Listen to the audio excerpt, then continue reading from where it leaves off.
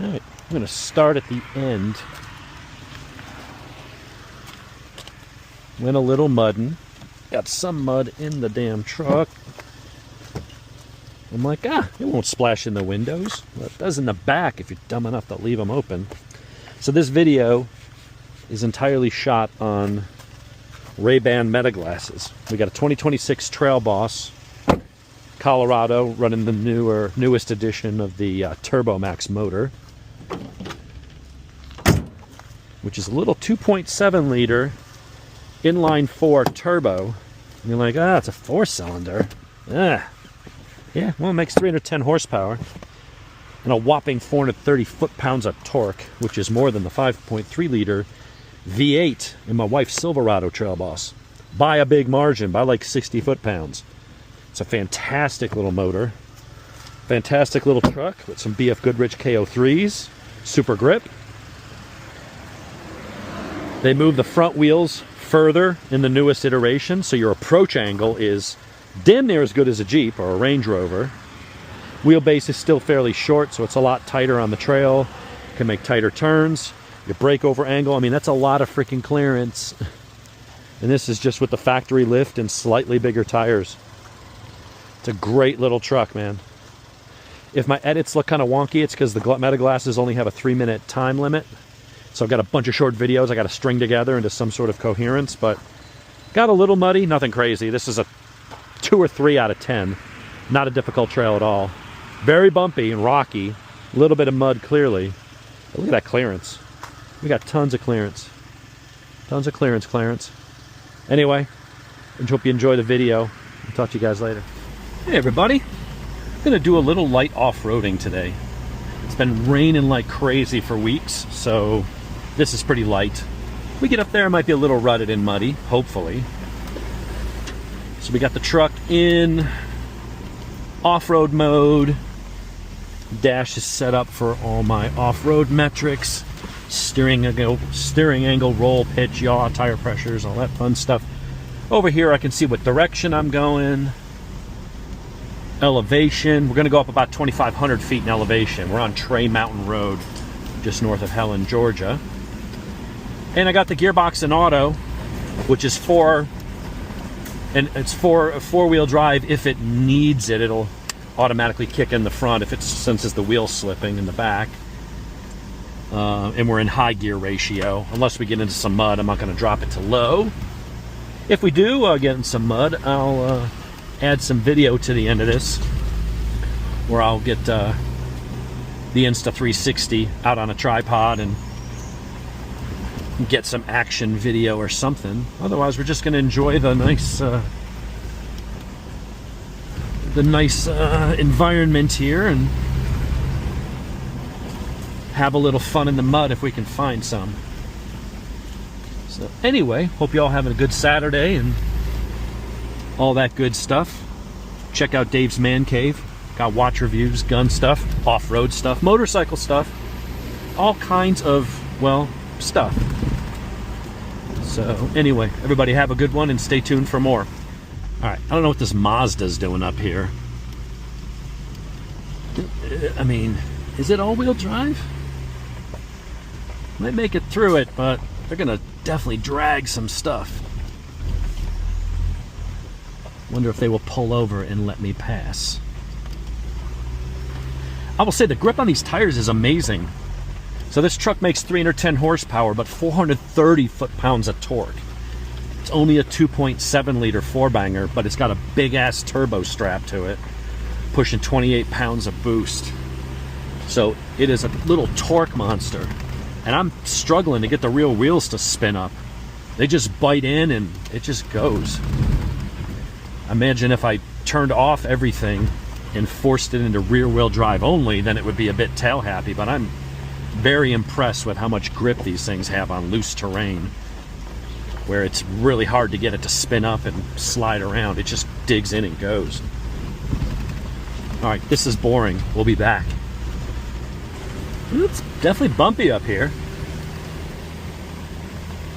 I forgot to mention, we're in a 2026 Chevrolet Colorado Trail Boss edition, so it's got all the skid plates of the There's a rock bouncing off one of the skid plates. Off the Z71 off-road package. Low speed transfer case. But it adds some additional lift and clearance. And I've got better tires. We got BF Goodrich KO3s, slightly oversized. So this is a pretty good off-road truck. It'll go through quite a bit. We've got a lot of clearance underneath with the vitals protected. It's got a great all-wheel drive system, terrain system, all kinds of cool electronic stuff going on. It's got a G80 locker in the rear, so I don't have a button I can push like a Raptor or a ZR2 where I can lock the differentials. But what it does have is a G80 mechanical locker, which is basic, but it works really well. If one of the back wheels starts slipping, it will automatically physically lock the rear differential. Well, as well as in auto mode, turn on the front wheels. So, all in all, should be a good package. And I got some enduro off-road bikers coming up behind me.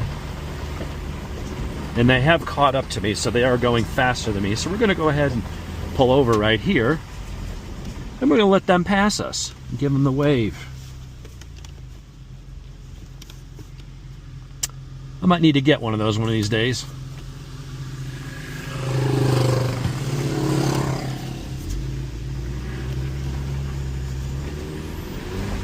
I don't think it turns off the traction control, although I can. You can go in all kinds of controls in here, and you got different stuff on the dash. I want to see roll, pitch, yaw. Here I'm doing this to keep, so I can see my tire pressure. Make sure those are where they need to be, although they're over here too. You see all kinds of neat stuff. See what direction we're going, elevation, people in the Jeep. All in all, good stuff.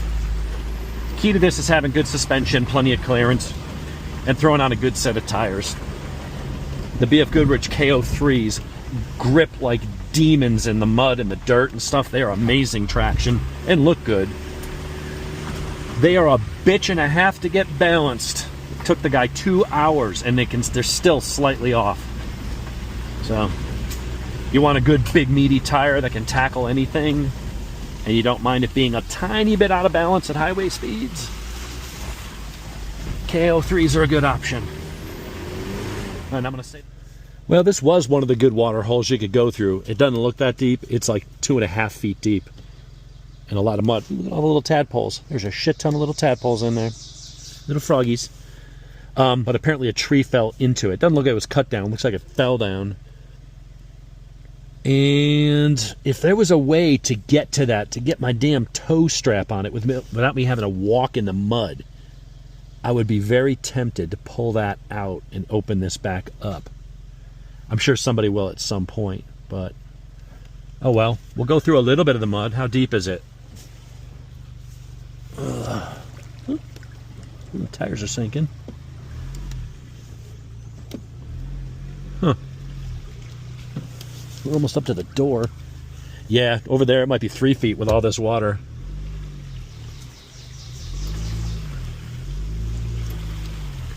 Climb out of it. Let's see, let's back into it. Just so I can say I went through some mud. I'm just hoping I don't get stuck. Ooh, it is up to the rear bumper. The exhaust pipe is underwater. Oh yeah. Oh shit. Alright. We'll climb out. Yeah. No problem. No problem. Oh well. Yeah, maybe I'll have to come back with a rope sometime. If I can hook it around that without having to walk through 3 feet of stinky mud. And then pull that out. But yeah, the exhaust pipe was underwater. The back tires were nearly submerged. It was up into the wheel wells. And up to the bumper, so, and that bumper sits high. That bumper's at least 3 feet off the ground, 36 inches. Oh well. I was hoping we'd get to go through that whole thing. We'll see if we can find some more mud puddles. If not, we may have to look for some other roads or some other trails. All right, so this isn't exactly muddy, but this is really kind of rough, bumpy stuff. So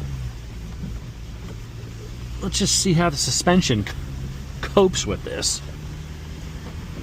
I'm certainly getting bounced around a lot. By the way, we are now in 4 low. I figured that was just easier on the motor than lugging it up the mountain the whole way. We started at like 1,200 something feet of elevation. We're now up at 3,200. So we've actually gone up quite a bit. So I was like, you know what? Let's make it easier on the motor and switch to 4 low, which turns off all the safety systems. Oh, let's see what we got coming up here. So I've got the KO3s. These are 285/60s on 20-inch wheels. Now, because they are 20-inch wheels, 20-inch wheels are not really the best for off-roading. They look great, but 17s or 18s would be better. Why? Because you'd get a taller profile tire, so the truck would sit just as high, but you would have more rubber.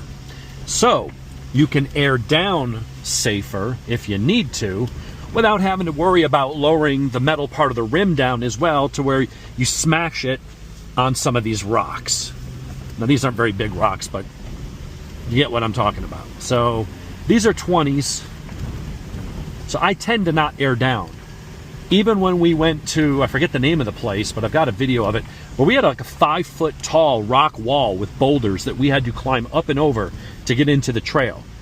And you had to do it carefully because everything was wet, because you literally went through a river and you're in the sand and you're starting your climb over rocks that are all 12 to 18 inches high, and they're kind of like this, and you have to pick your way up and over them. And it makes it easier if you air down a little bit and widen your footprint. Also makes everything feel a little softer and squishier. But I was not able to do that because of the 20-inch wheels. I just didn't want to take a chance on bashing up OEM rims. And I got through it just fine. And that was with the OEM tires, which are nowhere near as wide and sticky as these. I'm really bummed I couldn't go through that damn mud hole earlier. But I'm bound and determined to get some mud on my truck. I mean, not that this is a challenge. You go through this in a Subaru Outback. But maybe I got some mud on the car, on the truck. Give me a little street cred. They're like, oh, he drove in the mud. He must be badass. He would make a perfect mate for me. Ooh, we got another puddle. Fortunately, that's all we're going to find today are puddles. Oh, this one's deeper. Huh. I'm just going to walk right through it like nothing. All right, there's a little puddle. Let's see how deep it is. Not a challenge. Damn it.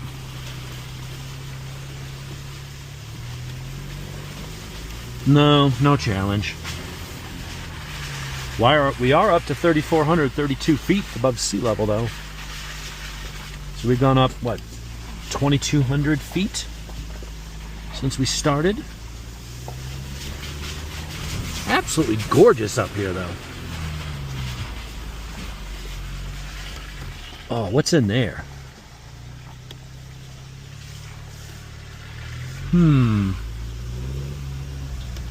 Could I get through that, or would I scrape the shit out of the side of my truck going down the, going against the edge? That's the advantage Jeeps have. This is a very capable truck. But Jeeps, yeah, I think I would probably, could I get through that? I think I probably could get in and out of that. But I'm not going to risk it being up here by myself. Because if I get stuck and I need someone to pull me out, I don't think there's any cell phone coverage up here. But that's, as long as I don't rub going down the side. Honestly, that's what I'm more concerned about. Most Jeeps, especially when they're set up for off-road, the wheels stick out from the body. So your tires and maybe your rims will go down the side of that muddy side, that wall, which is full of grit and dirt and sand and all kinds of shit. My wheels don't poke out enough on this, which means potentially the side of my truck, the panels, the painted stuff would be going down that side and act like a cheese grater and would completely trash my paint. I was really tempted to do that. And I think the same problem will be in here. These are little areas that the guys on Jeeps and, 35s and 37s on lifted Jeeps, they go through there and they can make it, or they're in a Razor or a side-by-side or something. But I think this could make it through some of that stuff, but not without taking damage. So I'm gonna not be a knob and live to fight another day. Got another one. Is it deep? Foot and a half. Ain't nothing but a thing. Now, you never want to go flying through those because you might have a rock in the middle. You don't want to bash into a rock the size of I don't know, I couldn't think of an analogy. The size of something you wouldn't want to smash into with your wheels or your skid plate. Now, these can be tricky because that's not hard to climb over, but I'm wondering if that guy in that Mazda CX-5 or whatever it was, because that's called breakover angle. Your front wheels go over the top and they go down the other side. And if you don't have enough clearance or your wheelbase is too long, you get hit in the middle and you teeter-totter. You scrape the shit out of the bottom of your car. And depending on what kind of car or vehicle you've got, you might, hit your drive shaft. You might hit your exhaust pipe. You don't know. Anyway, I don't think there's much more here. We'll come back if we find anything interesting. This. I don't know what is in here. I just know I don't want to end up down there. This may not be that challenging at all. We're going to find out. This might lead to nowhere. Oh, pricker bushes.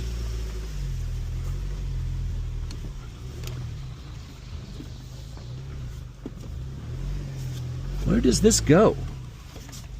And then I guess you go out that way. We're going to go up here. Maybe it's just a camp spot. Maybe that's all it is. So now I'm going to have to do like a 50-point turn to get my ass turned around. Although I wonder where that goes. I don't think it goes anywhere. I think it goes there and stops. So now we got to do a whole bunch of turning. Luckily, the Colorado's got a fairly tight turn radius. Unlike the big-ass Silverado, which is why I went for the Colorado. Well, that and the fact that if you want a Trail Boss edition of the Silverado, like my wife got, you're looking at an easy $20,000 more? Easily. It's quite a big cost differential. And this is smaller. It's actually a tiny bit quicker with this Turbo Max engine than her V8 truck is, because it's way lighter. And I can make tight turns through here that the Silverado, the full-size, would struggle with. Okay, not very challenging, but at least I know what's up there now. Look both ways, folks. Yeah, see that turbo just kick in? Almost no wheel spin, and the traction control is off. You got about 1.5 seconds of turbo lag, at least if you're a dead stop like I was, and you didn't have the turbo spooled up. But you hit the gas and it just whoosh. It just goes. All right, we'll be back. We'll see what's up ahead. Maybe something, maybe nothing. And I think we're coming to the end.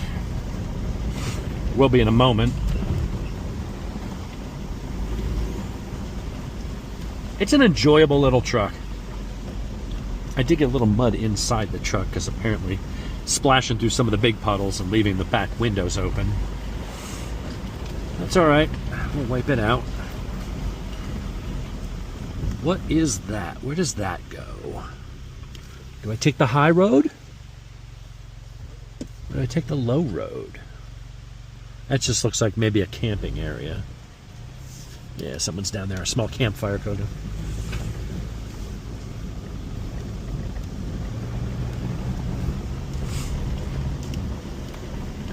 This is a great little truck. It's compact, but it's big enough. I mean, I'm 6'4", and This morning down to a svelte 239 pounds. I'm losing weight lately, and I'm working out a little bit, but I haven't quite figured out why I'm losing weight. A few pounds a week, not doing much. Maybe I'm eating less, I don't know. Anyway, back to the truck. For a guy my size, I got plenty of room. The back seats are usable. Yeah, the Silverado's nicer. The Silverado, especially my wife's, certainly has the upgraded, nicer plastic, leather, and all that stuff. A lot more creature comforts, wireless charging. But the Trail Boss is built on the work truck. They're like, well, if you're going to go out blasting around the mud and climbing rocks and banging it around and getting mud and shit in it, you're not going to want to do that in the upscale posh model. So they took the work truck and threw all the Z71 off-roady stuff at it. So the exterior, the flared wheel wells, the wheels pushed out. It took all that stuff and added 2 inches of lift on top of the Z71 to make it even more off-road worthy. So even though the Z71 is priced higher than this is the more off-road ready version out of the box. You got to add the lift kit and some stuff to the Z71 to get it to this level. But the Z71's got a much nicer interior. This is very bare bones, Spartan. But that's okay. If you just want a truck and you love the exterior look, because on the outside it looks much more badass. Ugh. Ugh. This is definitely the truck that you want if you're going to be doing more serious off-roading. Now, if you got money to throw at it, I'm hoping mud didn't just fling inside the back window. If you want to really go serious off-roading, you get the ZR2. But, and you're up to like 60 grand, and if you're trying to keep to a price point for something you're going to get. I will say, if you're trying to keep it under a budget and don't want to go with the ZR2 and stuff, you can get this and then add the convenience package, which adds Bose audio and upscales the interior a little bit. If you want to keep it rugged and you don't care if it gets dirty because it's easy to wipe this shit down, same with the seats. It's a water repellent synthetic fabric. You know, this is fine. What I would say is, if you're going to do more off-roading, spec it with the 17-inch wheels. That takes away less metal rim, and you get taller rubber tires, so the height's the same, but that will give you way more rubber. It will absorb more impacts of rocks and smooth the ride out. It'll let you air down better, and it just gives you more meat. It will degrade the on-road handling a little bit. If you're driving the truck quickly through a turn, that tall rubber tire is going to flex more and make it a little squishier and more wallowy. But if you want to go off-road, this is the one to get.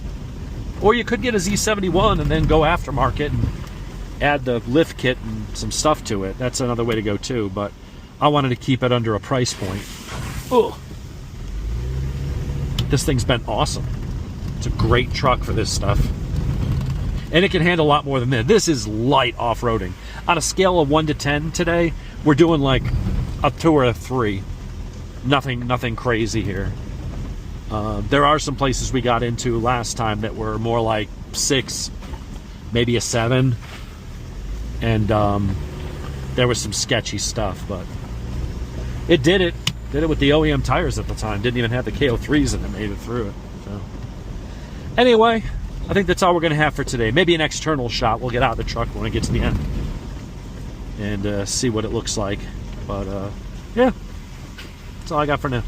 Actually, what I'm going to do here is a little acceleration test. So I'll try and keep my eyes here. Let's see. We're just in off-road mode. We're on auto for the transmission. So I'm going to build a little boost. The turbo's going to kick in right there.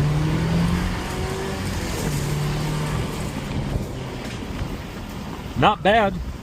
Little, you got that damn turbo lag. I thought building boost would help it. It doesn't. But as soon as you hit 2500 and that turbo kicks in, no wheel spin, that was in traction control is off. It just digs in and goes. Some of that's the tires, some of it's the all-wheel drive system. But even with 430 foot-pounds of torque and over 300 horsepower, acceleration on this thing is strong off-road. It doesn't want to get tail happy. You're not spinning and going all over the place. It just hooks up. You just got to deal a little bit with that turbo lag. So what you can do is kind of feather the throttle if you're riding through it, you're driving through an area, and you're not doing it from a dig. All right, we're not going to fly over that. Oh, those are some good size bumps. But you can kind of like goose it and get the throttle up a little bit. Of course, I'm in now one of the crappiest places to try to show that.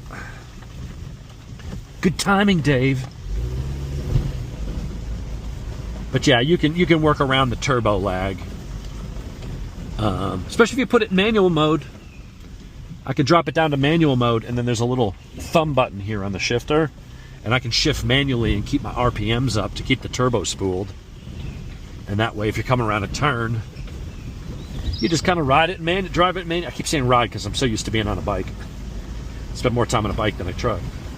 You can come around the corner and you're at 3,000 RPMs and your turbo is spooled up. And oh, what kind of bug just flew in here? Oh, is it not a?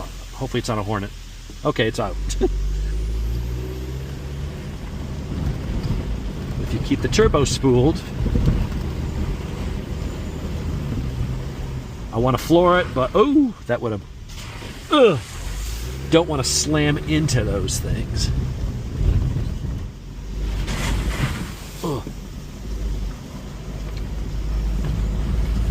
Let's see if I get one little smooth straightaway where I keep the turbo spooled, and I can just show you the acceleration when you're not waiting on that turbo lag. Maybe around this corner? Maybe? Nope, just more turns.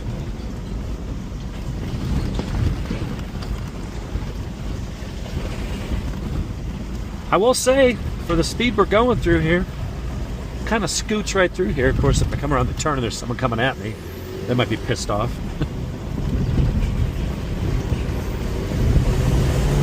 Yeah, there you go.